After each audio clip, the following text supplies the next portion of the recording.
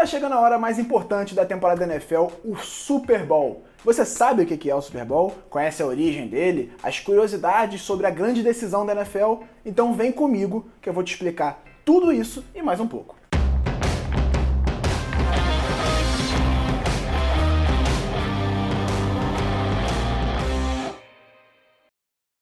Antes de tudo, se essa é a primeira vez que você está vendo esse canal, ou se você ainda por algum motivo não se inscreveu, você vai aqui embaixo, vai clicar nesse botãozinho vermelho escrito inscreva-se e vai ativar o sininho para não perder os vídeos especiais que a gente vai produzir para o Super Bowl ao longo dessas próximas semanas, para não perder nenhum conteúdo que a gente vai produzir depois do Super Bowl, porque eu prometo para você, vai ter muito conteúdo ao longo da off-season. Ela é longa, mas sempre tem coisas interessantes para falar sobre futebol americano ao longo desses meses. Então, vem comigo, se inscreve, manda pros amigos. Se você tem algum amigo que vai ver um jogo de futebol americano pela primeira vez nesse Super Bowl, seja por causa do show do intervalo, ou porque todo mundo fala sobre o Super Bowl e ele quer saber o que é, manda esse vídeo pra ele, porque ele já vai preparado pra partida. Eu prometo que você não vai se arrepender. Vamos lá, vamos pra pauta então.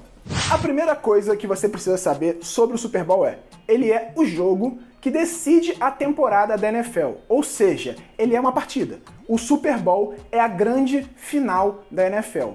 Ou seja, não existe final do Super Bowl. O Super Bowl é a final da NFL. Ou você fala só Super Bowl, ou você fala a final da NFL, não tem o menor problema. O Super Bowl é o evento televisivo mais assistido nos Estados Unidos. Ele tem a maior audiência de todo o ano. Nada é tão visto na televisão dos Estados Unidos quanto o Super Bowl. E aqui no Brasil ainda é um evento crescente, mas cada vez tem mais audiência, cada vez tem mais gente interessada e muita gente começa a gostar de futebol americano por causa do Super Bowl. Porque muito se fala no Super Bowl, o que é o Super Bowl. E até por isso muita gente acha que Super Bowl é o nome da liga. Não, a liga se chama NFL, National Football League, ou Liga de Futebol Nacional, na tradução direta.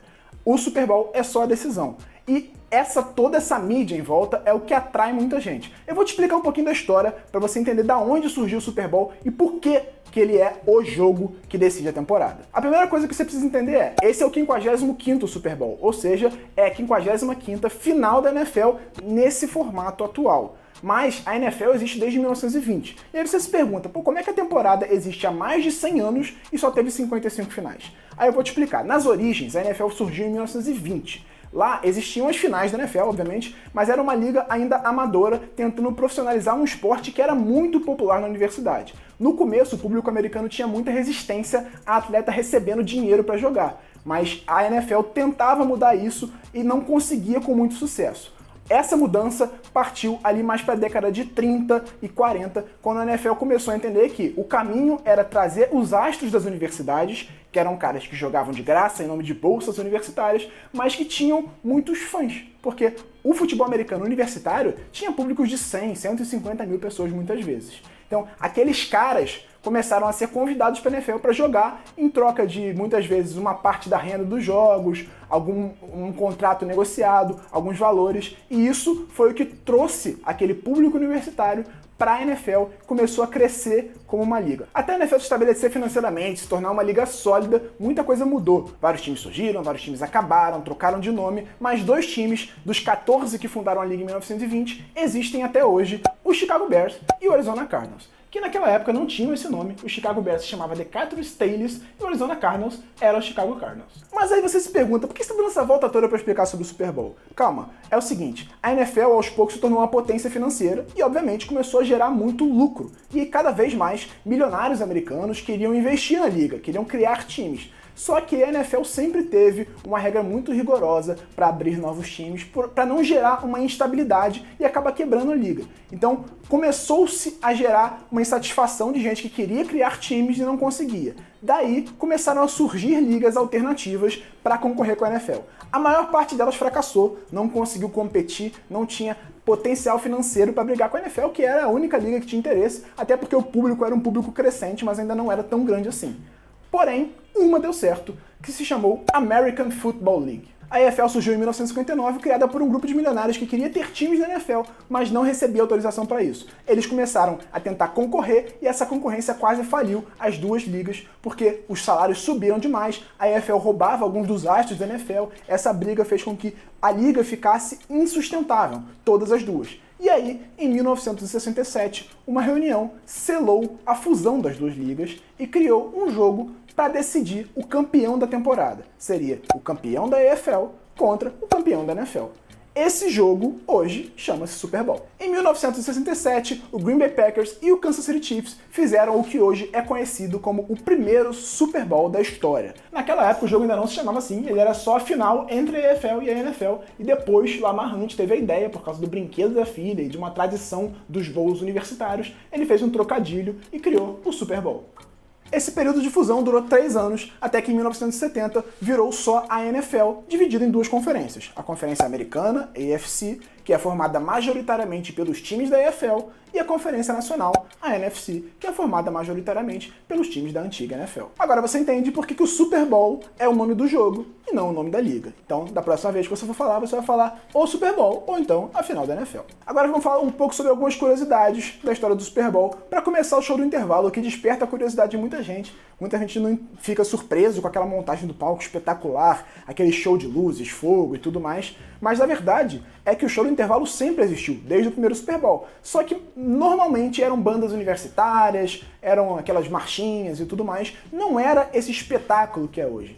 Passou a ser esse espetáculo em 1993, quando a NFL decidiu convidar o maior astro do pop mundial para tocar no intervalo do Super Bowl, a fim de atrair mais público, atrair pessoas que não se interessavam pelo futebol americano, que não acompanhavam a temporada da NFL, mas que gostavam muito do Michael Jackson.